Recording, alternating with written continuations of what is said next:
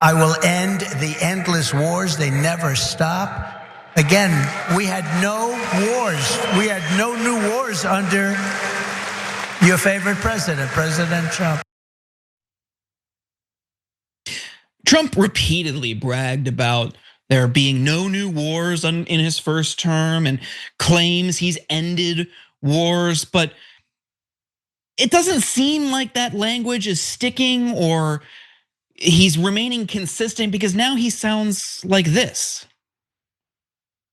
They're killing record numbers of Christians in Nigeria. And they have other countries very bad also. You know that part of the world, very bad. They're killing the Christians and killing them in very large numbers. I'm not going to allow that to happen. What might that look like? He also announced that Nigeria had been re-added to a US watch list, which he first added them to in 2020 before Biden took them off. And this was his second threat to Nigeria. The first was on Truth Social, of course, the primary source for all presidential decrees. He wrote, if the Nigerian government continues to allow the killing of Christians, the USA will immediately stop all aid and assistance to Nigeria, and may very well go into that now disgraced country, guns-ablazing, to completely wipe out the Islamic terrorists who are committing these horrible atrocities. I am hereby instructing our Department of War to prepare for possible action. If we attack, it'll be fast, vicious, and sweet, just like the terrorist thugs attack our cherished Christians. Warning, the Nigerian government better move fast. Now, does guns-ablazing mean troops on the ground? He didn't say no.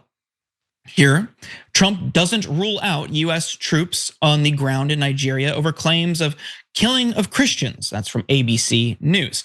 Now, Muslims face more victimization than Christians from Nigerian terrorist groups. Nigeria's population of over 220 million is almost equally divided between Muslims and Christians. Islamist militant groups such as Boko Haram have been conducting attacks in the country for some 15 years, but most of their victims are Muslims living in the north, where the majority of the attacks occur. The president and foreign minister of Nigeria have since spoken out about their support for religious freedom. And we will note that Nigeria is fighting the increase in activity by extremists, which Trump could have offered to assist, but instead he set the countries against each other instead of against a common enemy. Now, JR, I don't know if anybody sincerely on the left bought the no new wars or this peace president myth that he and the Republican base put forward.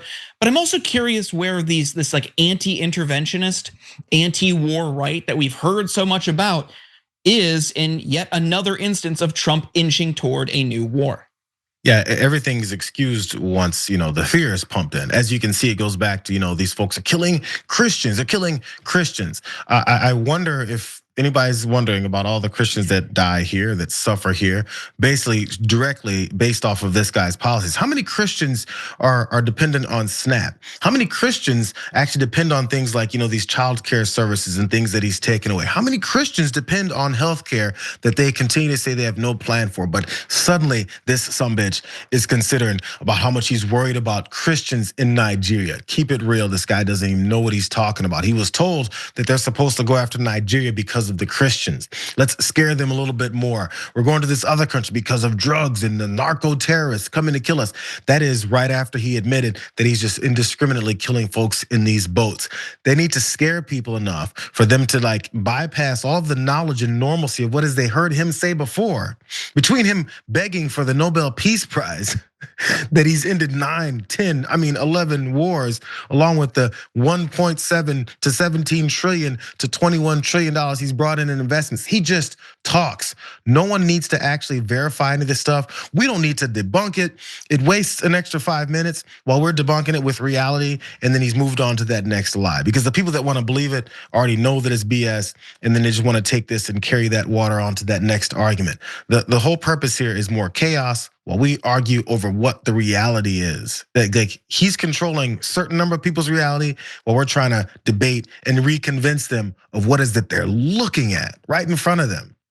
So more wars, and then also apparently the Nobel Peace Prize.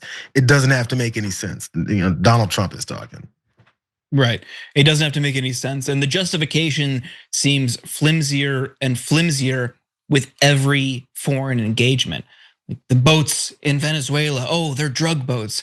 You ask anybody who has spent even a little bit of time reporting on or covering on the drug trade in that region, and they will laugh at the idea that Venezuela is some hub of narco terrorism or global export for cocaine. Like, it's their neighbor, it's Colombia.